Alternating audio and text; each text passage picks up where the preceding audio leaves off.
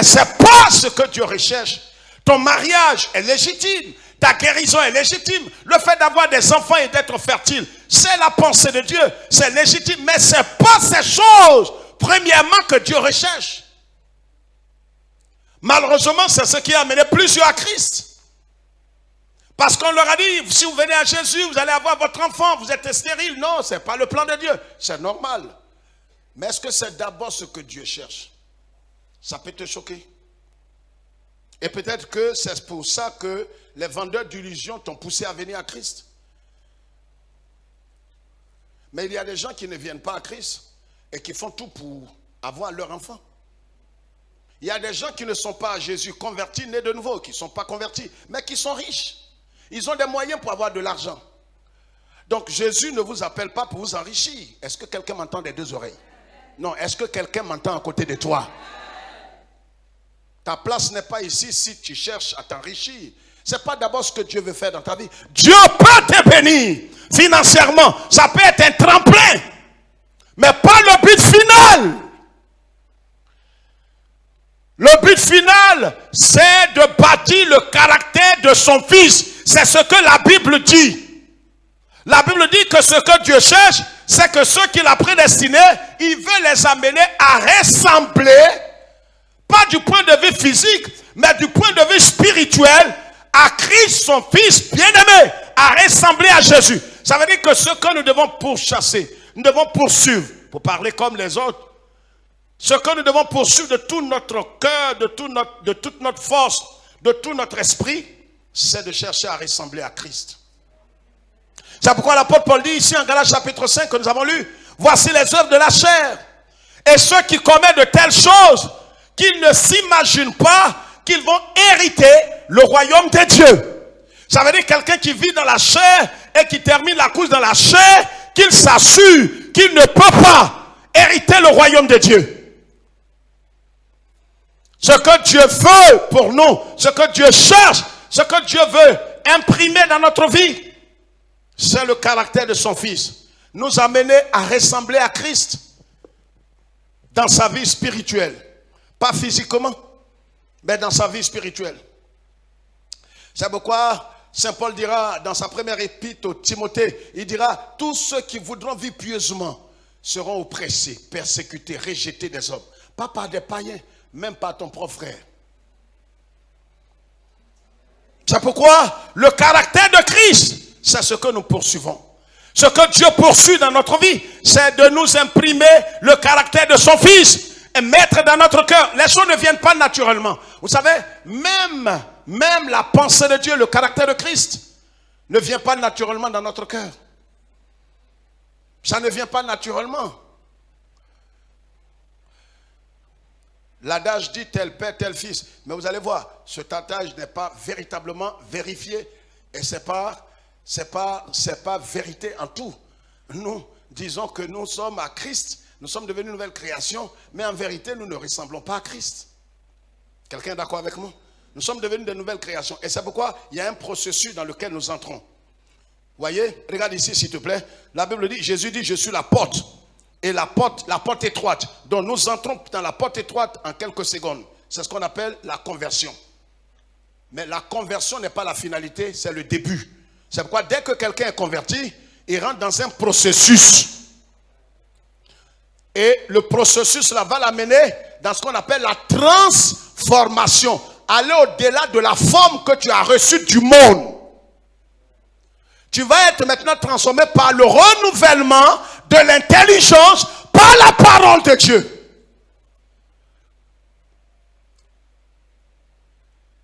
C'est comme les trois aspects du salut.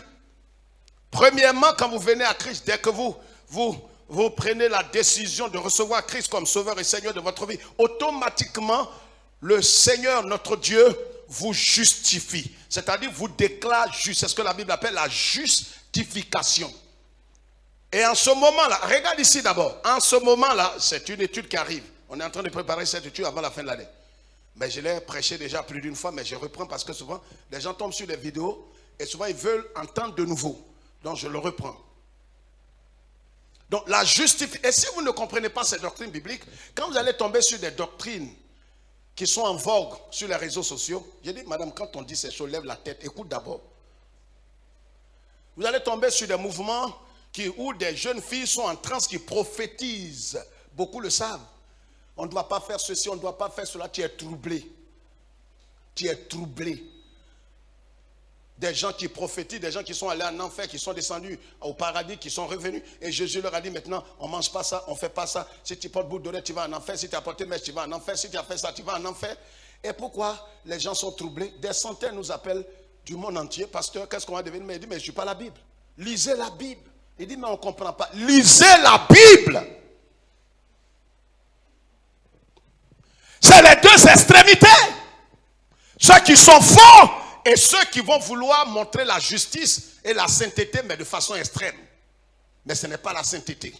C'est le légalisme.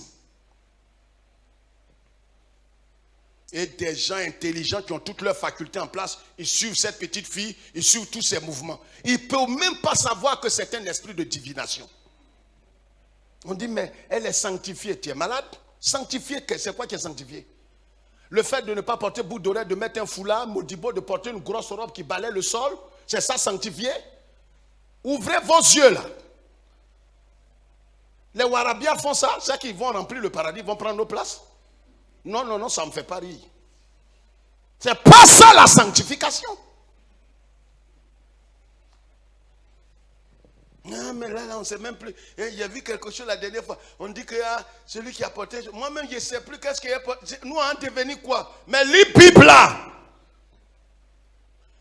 C'est pourquoi le culte de dimanche ne peut pas t'amener à t'affermir. C'est les enseignements. Jésus dit, enseignez-les à observer. Religieux. Tu viens dimanche, tu tombes en transe, alors mais tu vas quitter la foi tôt ou tard. Là, tu vas tomber sur des mercenaires.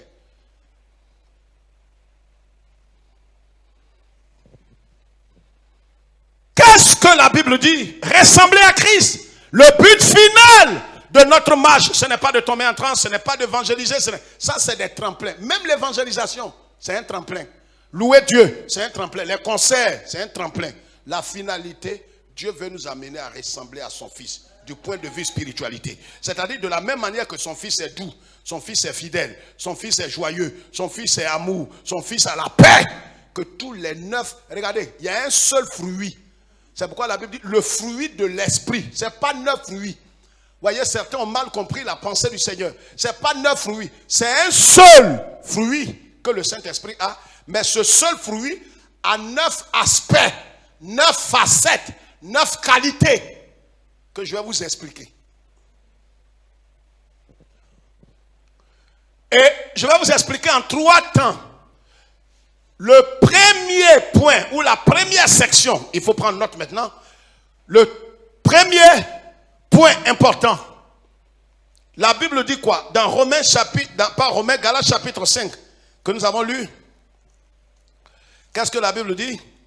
Galates chapitre 5, le verset 22 maintenant. Il dit, mais le fruit de l'esprit. Est-ce que quelqu'un comprend ça? Mais le fruit de l'esprit. Voyez, le fruit de l'esprit. Nous sommes en train de parler, de développer le caractère chrétien, comme le service chrétien. Voyez, j'ai parlé du service chrétien il y a quelques années en arrière. Le service chrétien, c'est chasser les démons, prier pour les malades. Ce n'est pas, lève la tête encore ça. Ça, c'est le service chrétien. Ça, c'est ce qui caractérise tout chrétien né de nouveau. Ça n'a rien à voir avec un appelé, un pasteur, un prophète, un bishop. Souvent, ça me fait tellement mal dans le cœur. Quand tu es aveuglé, il n'y a rien de tel. Quand quelqu'un prie, il chasse les démons, il pense que ça, c'est un don. Mais comment quelqu'un peut être aveuglé jusqu'à ce point? Et on dit, bon, il a le ministère de...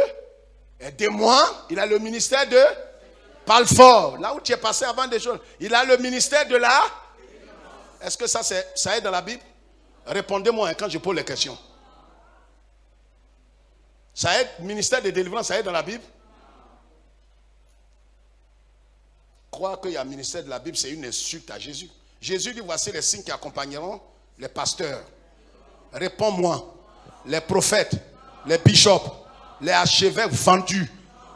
Voici les signes qui accompagneront ceux qui auront cru. Donc ça n'a rien à voir avec les pasteurs. Si quelqu'un te dit qu'il a le don, il a le ministère, c'est un maudit. C'est moi, je persiste, je signe. On dit non, pasteur, quand il dit ça, souvent ça choque. Je persiste. Si quelqu'un vous dit qu'il a le ministère de la délivrance, il est maudit. Il est contre Christ, contre la parole. Le son est bon, hein? J'ai dit il est maudit. La Bible dit celui qui dit des choses qui sont contraires à la parole de Dieu est sous la malédiction. C'est pas moi qui le dis.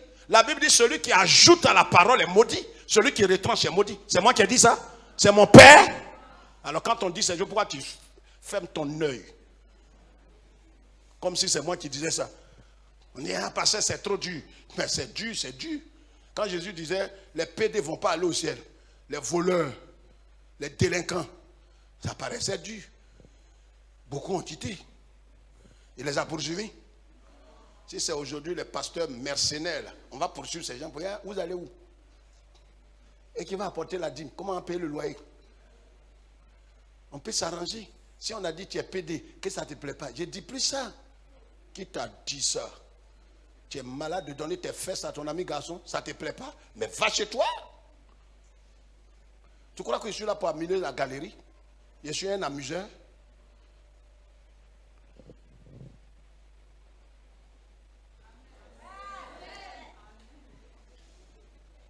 Les portes là sont... Ouvrez les portes. Ouvrez les portes. Pas dit non, ils voulaient sortir, ils ont fermé. Voici les signes, voici. Regardez, la première catégorie, le premier groupe des aspects du fruit, le premier groupe, donc je parle de ça ce soir, c'est ce que j'ai appelé qu'il a une conséquence directe. Une conséquence directe sur notre communion avec Christ. Notre communion avec Christ. Conséquence directe de notre relation avec Christ. Ça veut dire quoi? Je vais expliquer terre à terre pour qu'on comprenne ce soir ces trois premiers aspects. C'est-à-dire ici que dès que quelqu'un se détourne de sa mauvaise voie, par le Saint-Esprit et se tourne vers Christ par la foi, dès qu'il est né de nouveau, alors ces trois aspects du fruit là sont manifestés le même jour dans son cœur. C'est ce que je vais vous expliquer. Et si cela n'est pas manifeste, il faut douter de la conversion que tu viens d'avoir. Je dis, les trois premiers aspects du fruit de l'esprit là, il y a premièrement l'amour. C'est pourquoi la Bible dit quoi, verset 22, mais le fruit, vous voyez, on n'a pas dit les fruits. Le fruit de l'esprit, c'est l'amour, la joie et la paix. Voici les trois premiers aspects, trois premières qualités du fruit. Ces trois premières qualités-là se manifestent automatiquement dès que nous naissons d'en haut. Dès que le Saint-Esprit entre en nous, dès que nous sommes déclarés justes, dès que nous naissons de nouveau, le même jour-là, ces trois aspects sont manifestés. Je ne suis pas en train de dire que les autres aspects, les six autres là, ce sont les six autres aspects du même fruit de l'esprit. Ça est dans l'esprit. Mais les trois aspects qui se manifestent instantanément le même jour de façon directe, c'est l'amour. Quoi? Là? Dis ça plus fort. Et puis la paix. Ces trois aspects. Est-ce que je suis en train de dire trois fruits? J'ai dit, il y a combien de fruits? Dis ça plus fort. Il y a combien? On peut dire ça plus fort. Il y a combien de fruits? Un seul fruit, mais combien d'aspects? Combien de qualités? Combien? 9 qualités. 9 aspects. Un seul fruit. Mais les trois premiers aspects, trois premières qualités là, se manifestent dès que nous naissons de nouveau. C'est pourquoi l'apôtre Paul a révélé ces choses et nous allons voir ça en trois groupes, en trois sections. Le premier groupe, la première section que nous voyons aujourd'hui, c'est les trois premiers points. L'amour. Qu'est-ce que l'amour? L'amour, nous l'avons dit, ça n'a rien de sentiment. Si vous prenez note, et je crois que ceux qui nous suivent, les gens attendaient ça depuis la France et l'Italie et l'Europe principalement. La France et l'Italie en particulier. Donc, je vais aller calmement pour que les gens puissent Prends note. Il y a 3 types d'amour. 3 types d'amour. Premier type d'amour, c'est l'amour agapé. Agapé. L'amour agapé, c'est un amour divin. C'est l'amour que Dieu a depuis tout temps. C'est un amour désintéressé. C'est un amour sans condition. Ça n'a rien de sentiment. Je vais expliquer ces choses ce soir pour que on soit tous au même diapason et qu'on ait la même compréhension. Nous sommes en train toujours de parler du caractère de Christ. Nous sommes en train de parler du caractère du chrétien. Nous sommes en train de dire que ce que Dieu cherche, la finalité de la marche chrétienne, c'est que Dieu veut nous amener à ressembler à qui? Au pape. Répondez-moi tous à la fois. C'est pour ressembler au pape? Ressembler au pasteur? Est-ce que tu veux ressembler au prophète Élie? Voilà les chrétiens malheureux, protestants malheureux. Je suis allé dans certains milieux et dit, pasteur, moi je vais ressembler à Moïse. Je ne cherche pas à ressembler à Moïse. Et ça, c'est en 91 que j'ai dit ça. Ça a choqué des gens. Pasteur, tu ne veux pas ressembler à Moïse? Non. Élie? Non. Je ne vais pas me suicider un matin. Donc toi, tu veux ressembler à qui? C'est pourquoi quand je me suis converti en 79, mes amis ont pris des noms. D'autres s'appellent maintenant Gbamlé, Élie, Moïse. Moi, j'ai gardé mon nom. J'ai gardé mon nom. Kwame, c'est tout. Il n'y a pas Élie dessus. Je ne vais pas devenir Élie. On dit Élisée. Je ne vais pas devenir Élisée. Le seul dont je suis le disciple, il s'appelle Yeshua. Même en bas de sa chaussure, je suis prêt à manger ça. Moïse, je le connais en quoi?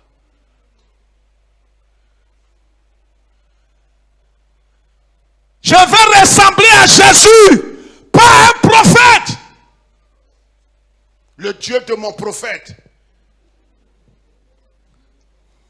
C'est des conneries comme ça que les gens aiment.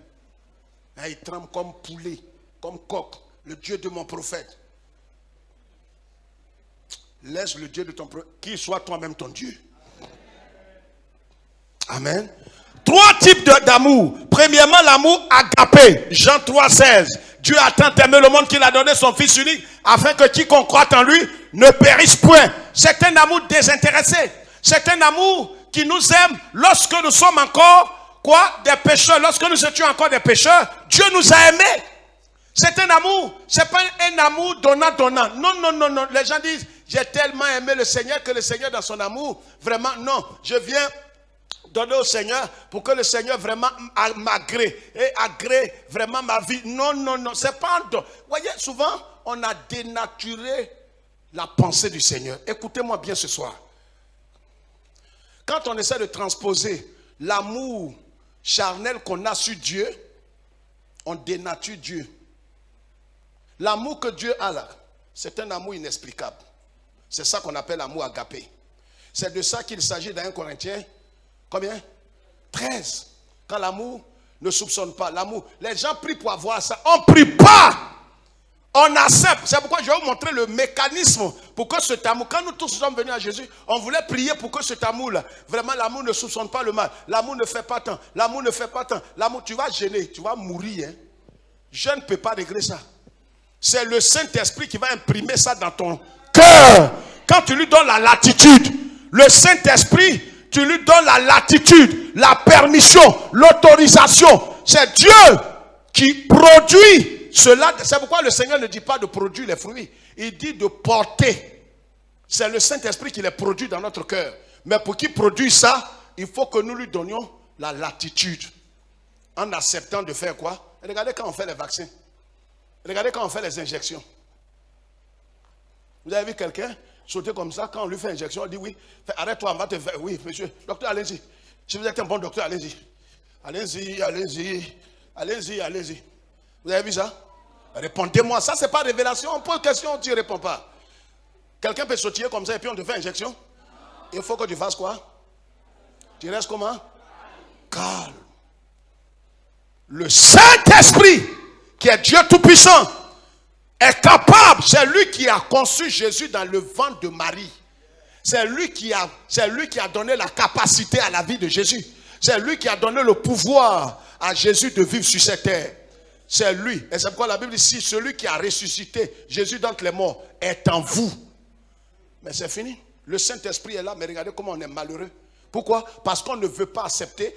Ce que le Saint-Esprit veut, c'est que nous acceptions de mourir à nous-mêmes, de maîtriser notre nature adamique pour que lui fasse son œuvre. C'est comme je vais chez toi, tu as un chien méchant. Et tu dis, pasteur, viens. Pasteur Kwame, viens. Le chien, là, il ne va rien faire. Tu te prends pour qui? Pour Tarzan? Non, c'est toi qui ris. Si ton chien, c'est toi, il connaît.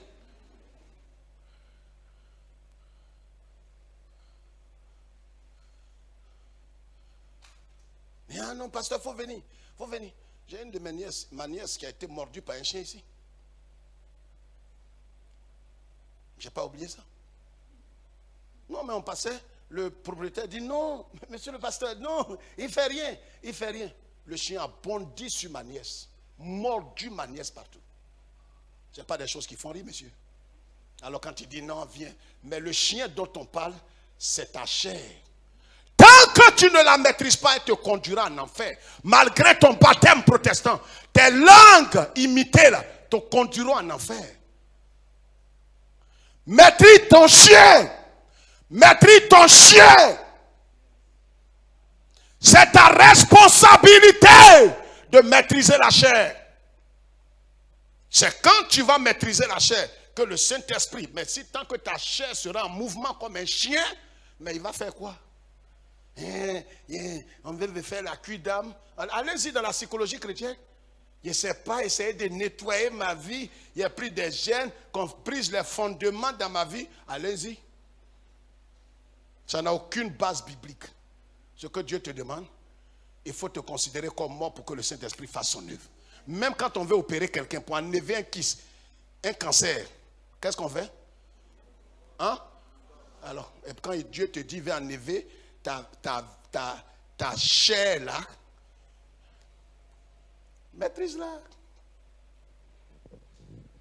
Et les gens, ils font tout, ils veulent passer, ils veulent emprunter des... Vous voyez, premièrement quoi? L'amour quoi? Agapéo, 1 Jean 4, 19. C'est un amour désintéressé, divin, sans intérêt, sans raison, sans condition, profond et constant. L'amour agapéo, c'est l'amour divin, c'est l'amour que Dieu a pour nous. Et cet amour-là ne regarde pas tes défauts, ne regarde pas d'abord ce que tu apportes. Non, c'est pour ça que levez la tête. Quand nous disons, non, je vais apporter une offrande à Dieu pour que Dieu, il me garde, pour que Dieu me protège, vous rendez Dieu mercantile, vous rendez Dieu matérialiste. On n'apporte pas une dîme. C'est pourquoi la dîme même là n'a rien de base véritablement dans le Nouveau Testament.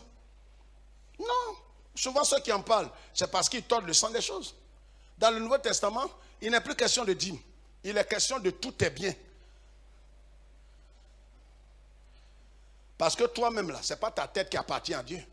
C'est tout ton être. L'apôtre Paul dit en 1 Corinthiens 6, 17 à 19, vous avez été racheté à un grand prix, vous ne vous appartenez plus. Si toi-même tu ne t'appartiens plus, tes biens sont où? C'est pour toi ou c'est pas pour toi? Répondez-moi. Hein? Les biens là, la Bible dit que toi-même tu ne t'appartiens plus, tu appartiens à Jésus. C'est que tes biens appartiennent à qui? Ton salaire appartient à qui? Parle fort, parle fort. Tes voitures là, c'est pour qui? Alors si le Seigneur dit de prendre pour envoyer, et que maintenant tu prends 10% dedans, en vérité, tu sais quoi tu as fait? Est-ce que Dieu t'oblige? Là encore, voici une doctrine de démon. On veut obliger les gens à porter la dîme. Dans les églises, quelqu'un qui n'apporte pas dîme, on doit le maudire. On le regarde méchamment. Non, c'est sa communion avec Dieu. Le monsieur s'aime plus que lui-même. Il s'aime plus que Dieu. C'est un idolâtre, comme le riche, le jeune homme riche dans la Bible. Il disait qu'il a pratiqué tous les 10 commandements. C'est un menteur. Il s'aimait plus que... Jésus lui a dit, comme tu m'aimes plus que... Va vendre tout. Il a dit, tu dis quoi? Vendre quoi? Il aimait, entend le premier commandement de Exode 20, dit quoi? Tu aimeras l'Éternel ton Dieu et tu n'auras pas d'autre Dieu devant ma face. Mais lui, son argent était son Dieu. Dieu ne force pas les gens à faire une offrande. Parce que le salut même là, Dieu ne force pas les gens. Pourquoi Dieu va forcer quelqu'un à porter dîme? En salut et dîme, qu'est-ce qui est plus important? Mais salut là, Dieu ne force pas.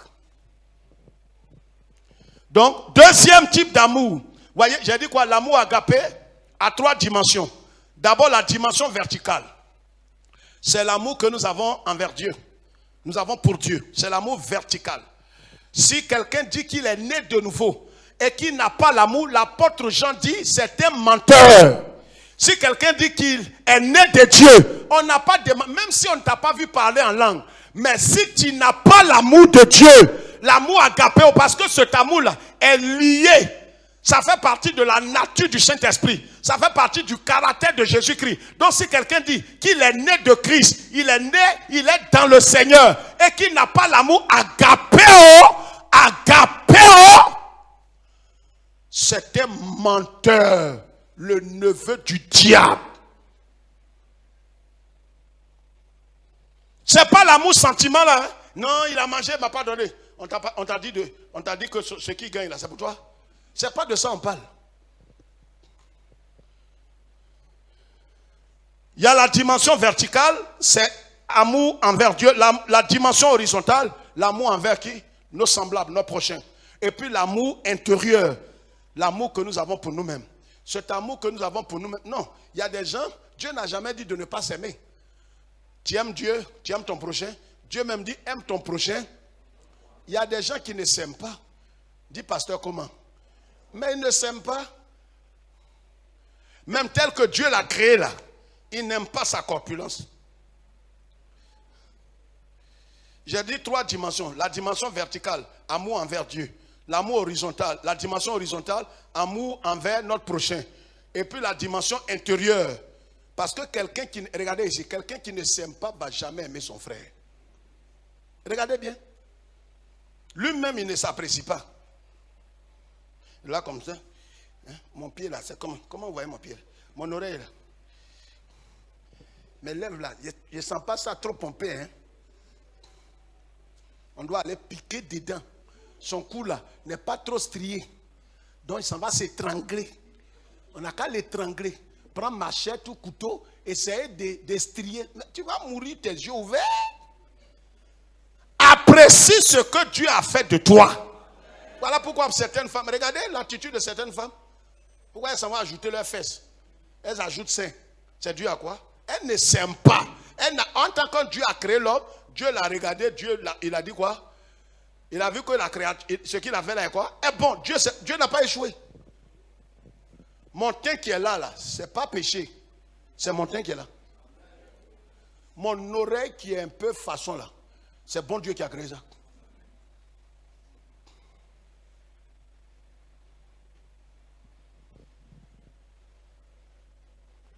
Maintenant, si je veux déplacer un peu mon œil, je deviens quoi? Un baille-fouet. Je ne sais pas comment on dit ça en français. C'est un baille-fouet. Ton œil, là, tu veux le déplacer.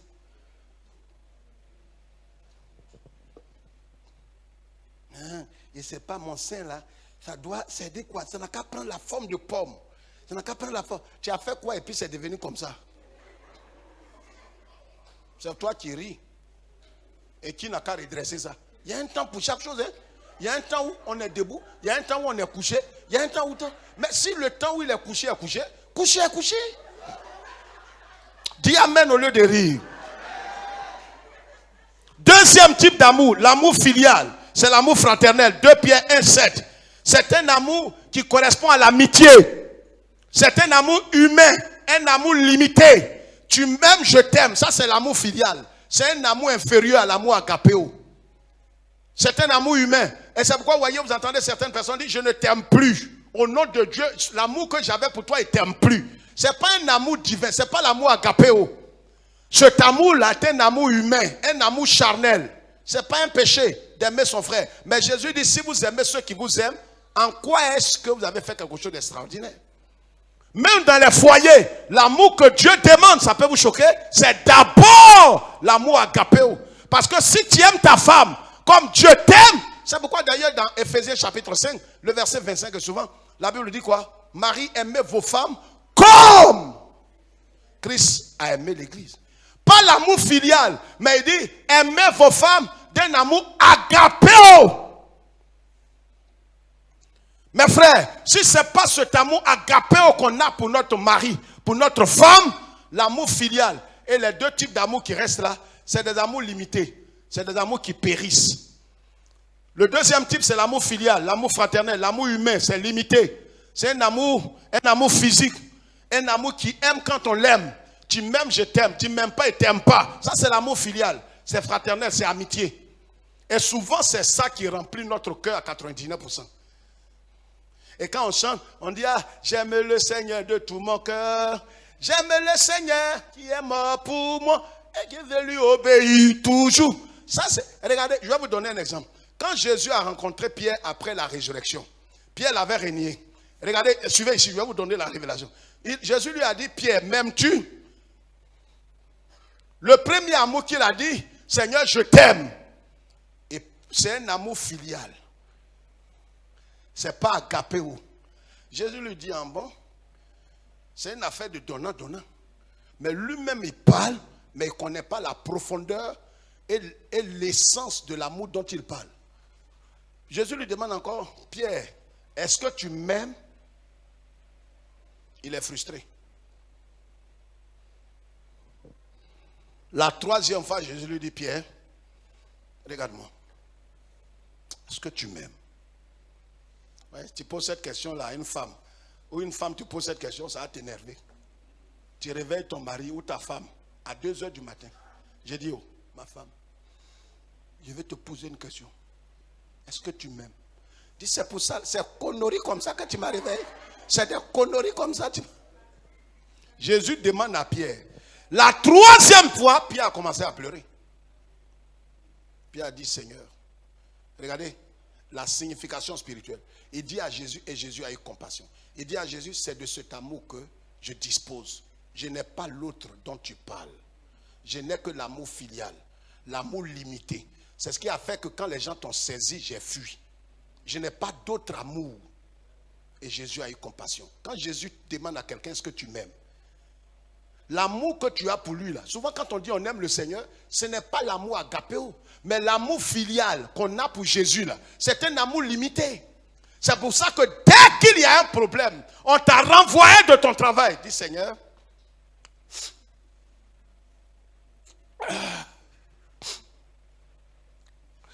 j'ai apporté ma dîme pendant toute ma vie. Et c'est ce que tu me fais. Ça dit le monsieur là, c'est pas l'amour divin que Dieu a eu pour lui là. Dieu dit, l'amour que j'ai eu pour vous, ayez le même amour pour moi. Comme j'ai envoyé le Saint-Esprit, que cet amour-là jaillisse dans votre cœur et que cet amour soit dirigé envers moi. Moi, je vous ai... Parce qu'il ne peut pas te demander quelque chose que tu n'as pas. Il t'a donné l'amour. Regardez, Romains 5,5. Lis, quelqu'un lit pour moi. Romains 5,5. Allons-y, on a 2 minutes. Romains 5,5. Allons-y vite, on va terminer l'amour aujourd'hui. Romains 5,5. Oui, à haute voix.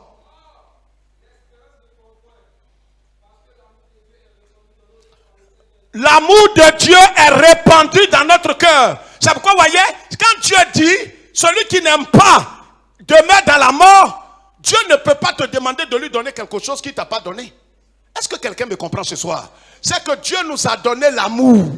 Il a sémé l'amour dans ton cœur. Ce qu'il te demande, c'est de répandre cet amour-là dans la vie de ta soeur, dans la vie de ton frère, dans la vie de ton ennemi. C'est pourquoi les retours à l'envoyeur n'a rien à voir avec l'amour agapéo. Parce que l'amour agapéo aime son ennemi. Comme c'est un amour sans condition. Donc la personne est méchante. La personne ne t'aime pas. La personne t'a raté 4 fois d'empoisonnement et un billet de caïman. Tu l'aimes toujours. Parce que tu ne l'aimes pas parce qu'il t'aime. On est ensemble? Regardez à côté de vous. Lève, garde ta main. Je ne vois pas ta main. Hein. Tu souris mais je ne vois pas ta main. Je ne t'aime plus. Je t'aimais avant, mais je ne t'aime plus. Même dans les mariages. Ce n'est pas de cet amour-là d'abord sur lequel doit être fondé. Non. L'amour filial, là, tu dois avoir ça. Le troisième type d'amour qui est le plus bas, c'est l'amour éros. Qu'on appelle l'amour physique. C'est l'amour qui existe entre un homme et une femme. C'est ce qu'on voit dans Cantique des Cantiques. Ma douce colombe, je t'aime, tant, ma colombe, ma tant. Ça, c'est pas un péché. Mais quand ça devient très négatif, ça rentre dans la luxure, dans la perversion et dans la débauche. Donc ces 3 types-là ne sont pas des péchés. L'amour agapéo, c'est l'amour divin. C'est l'amour divin. C'est cet amour que Dieu a répandu dans notre cœur. C'est cet amour que Dieu nous a aimés. Il nous a aimés d'un amour agapéo. Il nous a aimés sans raison. C'est pour ça que pendant la crise, pendant des pandémies, beaucoup sont morts et puis toi tu es vivant. Ce n'est pas parce que tu pries beaucoup, pas parce que tu es intelligent, pas parce que tu es sage, pas parce que tu crains Dieu. C'est un amour sans raison. Quand quelqu'un sait que Dieu l'aime sans raison, il commence à aimer ce Dieu-là. Non, je vous explique ces choses pour que nous soyons au même diapason. Voyez, beaucoup ne savent pas de l'amour que Dieu a pour eux. Ils pensent que Dieu les aime parce qu'ils viennent à l'église, parce qu'ils aiment tant, parce qu'ils ont apporté une offrande. C'est vrai, mais ce n'est pas sur cette base que Dieu t'aime. Avant même que tu ne naisses, Dieu t'aimait déjà. Tu étais dans prostitution, drogue, il te gardait, il te protégeait. Il t'a aimé avant. Tu étais son ennemi quand il t'aimait. C'est cet amour-là que Jésus a eu pendant sa vie terrestre. C'est cet amour qu'il nous recommande. C'est de cet amour qu'il parle en Jean 14 quand il dit « C'est à ceci l'on reconnaîtra que vous êtes mes disciples ». C'est ce caractère-là qui doit être imprimé dans notre cœur. Nous devons laisser le Saint-Esprit produire ce caractère dans notre cœur. Ne crois pas que les gens pensent que non, j'ai l'amour de Dieu. J'ai l'amour, c'est vrai. Mais cet amour agapéo-là, c'est un aspect du fruit de l'Esprit. Et c'est le Saint-Esprit qui répand ça dans notre cœur. Et pour que le Saint-Esprit le fasse, il faut que nous acceptons de renoncer à notre honneur, notre raison, notre dignité, notre petite gloire. Tant que nous n'avons pas accepté de renoncer à nous-mêmes, le Saint-Esprit ne nous forcera pas. Parce que Dieu ne contraint personne. Dieu ne force pas. C'est pourquoi l'Église ne doit pas forcer. Quand quelqu'un veut faire quelque chose, qu'il le fasse de tout son cœur. Sans contrainte, sans obligation. Offrande, dîme, tout ce que vous voulez faire, faites-le de bon cœur. Non pas par contrainte, non pas pour être vu des hommes, mais pour bénir le Seigneur. C'est cet amour-là, agapéo-là, et regarde ici, avant de terminer, c'est cet amour qui doit nous pousser à adorer le Seigneur. On ne vient pas ici comme chant pour se faire voir parce qu'on a un nouveau modibo. On ne vient pas ici pour montrer la qualité de sa voix. Non, on ne vient pas ici pour faire sa prodada. On vient ici en signe d'humilité pour dire Seigneur, tu m'as aimé en retour, je ne peux que t'adorer. C'est le signe de notre amour agapéo envers Dieu qui s'exprime par la louange, par le service, par l'adoration. Donc quand je suis en train de servir, nettoyer le temple, je ne le fais pas pour que les gens disent que cette femme, elle aime Dieu. Hein. Je le fais dans mon fort intérieur. Parce que c'est une manière pour moi d'exprimer l'amour qu'il m'a aimé là. C'est une manière de lui témoigner ma gratitude. Je suis malade, personne ne m'a visité. Je continue d'aimer le Seigneur. Parce que lui, il m'a aimé sans raison. Est-ce que quelqu'un me comprend? Non, j'ai traversé trop de problèmes, j'avais trop d'ennuis. Tu connais le problème que Dieu avait quand il t'aimait? Et mon problème là persiste. Et je ne sais pas si mon amour pour Dieu là ne va pas s'éteindre. Mon amour pour... Est-ce que tu t'entends même?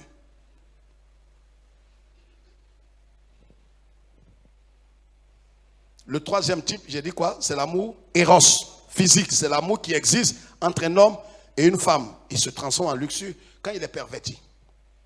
Amen. Voici le premier aspect du fruit de l'esprit qui se manifeste instantanément dans notre cœur. C'est pourquoi que dès que quelqu'un est né de nouveau, regardez ici, dès que quelqu'un est né de nouveau, automatiquement, même ceux qui le haïssaient, ceux qui ne l'aimaient pas, il y a un amour divin qui vient dans son cœur. Il commence à aimer ses ennemis. C'est vrai ou bien c'est faux? Levez votre main, vous tous qui avez vécu cela, par la conversion. Devant Dieu que je sais, si vous l'avez vécu, levez votre main et dites gloire à Dieu. Ça ne date pas, ça ne vient pas demain. Sur le champ, les gens ne comprennent pas, ils vont dire, mais qu'est-ce qui t'arrive? Dis non, je suis venu balayer la maison, je suis venu faire ça, C'est-à-dire, il y a des choses, tu commences à exprimer ça. Les gens sont étonnés. C'est l'amour agapéo. Parce que Dieu, c'est l'attribut que Dieu n'a pas. J'ai dit ça dans une émission, les gens étaient choqués. Non, Dieu n'a pas l'amour, il est amour. C'est-à-dire l'amour là, c'est Dieu lui-même. C'est pour ça que si quelqu'un dit qu'il a Dieu et qu'il ne peut pas aimer son ennemi et qu'il fait retour à l'envoyeur, je le dis sur cette Bible, c'est un menteur, fils de menteur. C'est pourquoi cette doctrine qui circule dans les églises évangéliques est une doctrine de démon. On apprend aux gens à être des apprentis sorciers. quand tu commences à faire étoile envoyeur, tuer ton ennemi, tu n'as plus l'amour divin. Parce que quand tu étais son ennemi, là, pourquoi il ne t'a pas tué? Il ne pouvait pas te tuer? Répondez-moi vous tous. Non, laissez si là. Si là, on n'entend pas bien. Dis, il pouvait me tuer. Et pourquoi il ne t'a pas tué? À cause de quoi? Ton père qui prie beaucoup. Ta maman qui faisait des offrandes. Tes parents balayaient l'église. Tu dis ça, tu vas sortir. C'est-à-dire, on a investi en toi cadeau. Et c'est pourquoi dimanche matin, souvent quand on vient au culte, on dit aux gens, mais on va adorer le Seigneur. Hein, je ne sais pas, je n'ai pas de témoignage. Est-ce que tu... Ça dit, je me demande si tu n'es pas en train de perdre quelque chose. Je n'ai pas de témoignage. Est-ce que tu sais l'amour, la tonne d'amour que Dieu a pour toi? C'est-à-dire la dimension d'amour que Dieu a pour toi. Mais comme tu es cupide, tu veux voir quelque chose dans la main, là tu vas venir, gloire à Dieu, alléluia. Oui, le Seigneur est bon. Amen. Amen. Donc, le Seigneur m'a donné cette pochette. Amen. Amen. Même quand il ne t'a rien donné, il t'aime toujours. Même quand tu viens de perdre un être cher, il t'aime toujours. Même quand tu viens de perdre ton travail, tu viens d'échouer, il t'aime toujours. Il ne t'aime pas parce que il t'aime sans raison. Voici les trois types. Premièrement, l'amour agapéo. Deuxièmement, l'amour filial, qui est l'amour humain. L'amour filial, filia, qui est lié à l'amitié. Tu m'aimes, je t'aime. C'est pourquoi c'est un amour inférieur. L'aspect important de l'amour que Dieu nous demande, c'est agapéo. Si cet amour existe entre nous, mais il n'y a pas de jalousie. Vous voyez, cet amour seulement balaie les œuvres de la chair. La jalousie, le vol, la rancœur, l'infidélité, le désordre et tout ça. Parce que tu aimes ton frère d'un amour divin sans raison. Tu vas le critiquer pourquoi? Tu le jalouses pourquoi? Pourquoi tu veux prendre sa place? Pourquoi tu veux qu'il meure pour que tu prennes sa place? C'est que cet amour de Dieu n'est pas dans ton cœur. Levez-vous, on va partir. On va lire 1 Jean 4, 19 à 20. 1 Jean 4, il est 19h05. Pardonnez, lisez ça rapidement, on va partir.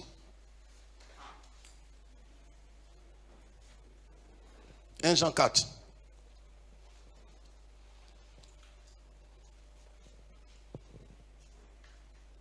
Pour nous, nous l'aimons parce qu'il nous a aimés le premier.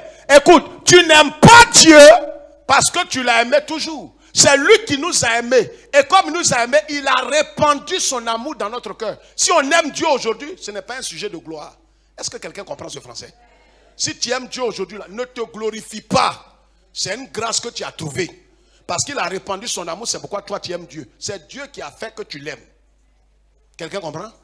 Maintenant il dit quoi? Si quelqu'un dit j'aime Dieu, c'est-à-dire j'ai l'amour agapéo, et qu'il haït son frère, c'est un menteur. Car celui qui n'aime pas son frère qu'il voit, comment peut-il aimer Dieu qu'il ne voit pas? Et nous avons de lui ce commandement, que celui qui aime Dieu aime aussi son frère. On n'a pas besoin de prier pour cela. Parce que Dieu là, c'est lui qui est l'amour. La personne de Dieu là, c'est lui qui est l'amour agapéo. Donc quand tu dis que cet amour, que Dieu est rentré chez toi, c'est que qui est rentré chez toi? Répondez-moi. On a commencé les cours à l'école. Quand on dit, tu as reçu le Seigneur Jésus. Or le Seigneur Jésus, c'est lui-même qui est. Il n'a pas l'amour, c'est lui-même qui est la personne de l'amour. Donc s'il est rentré chez toi, c'est que naturellement, automatiquement, tu vas quoi? Tu dois commencer à aimer qui? Dieu, et aimer obligatoirement ton frère. Or ton frère là, est-ce qu'on a dit c'est quand il est bon il faut l'aimer? Quand il est sorcier, il ne faut pas l'aimer. Il faut le tuer. Tu vois, vous voulez qu'il fasse quoi de ton ennemi? Ton papa qui est sorcier. De faire quoi? De faire quoi? Réponds.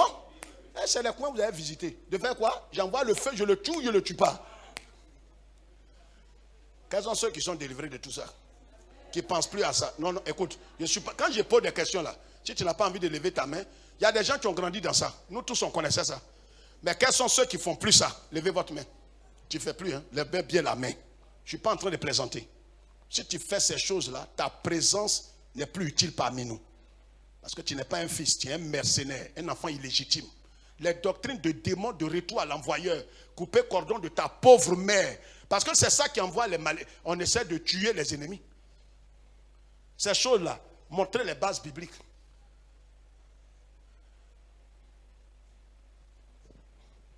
Il y a un sorcier. Il y a un sorcier parmi nous. On est dans l'église, il y a des sorciers. Et moi, la soeur là, toujours quand on priait, bye. J'ai senti dans mon esprit que c'est un sorcier. Si vous voyez quelqu'un qui dit ça, signalez-le au pasteur. Venez me dire directement sans passer par quelqu'un. Je vais l'excommunier. Si sorcier est là, mais les malades là, ils vont où? Le sorcier, s'il est là, il n'a qu'à être là. Et s'il doit manger quelqu'un, qui doit manger? Hein? Qui est le pasteur de l'église? C'est moi, il doit manger premier. Tu t'inquiètes pourquoi? Cet esprit-là, ça crée des problèmes dans les églises évangéliques. La suspicion. C'est vrai ou bien c'est faux? Dans les milieux où vous êtes passé, André, lui, là, c'est le pasteur même qui parle. Il y a notre pasteur, là, il y a elle, là. Il n'est pas dit ça. Il bat, il dit, Regarde, ici, là, tu es sorcier, tu ne me préoccupes pas. Toi-même, un matin, si tu n'es pas mort, c'est que la Bible, là, n'est pas la parole de Dieu. C'est pourquoi on ne se préoccupe pas des sorciers. Non. Laisse-nous aller dans ta paix. Au nom du Père, du Fils et du Saint-Esprit, les croyants disent Amen. Dieu est avec nous. Soyez bénis.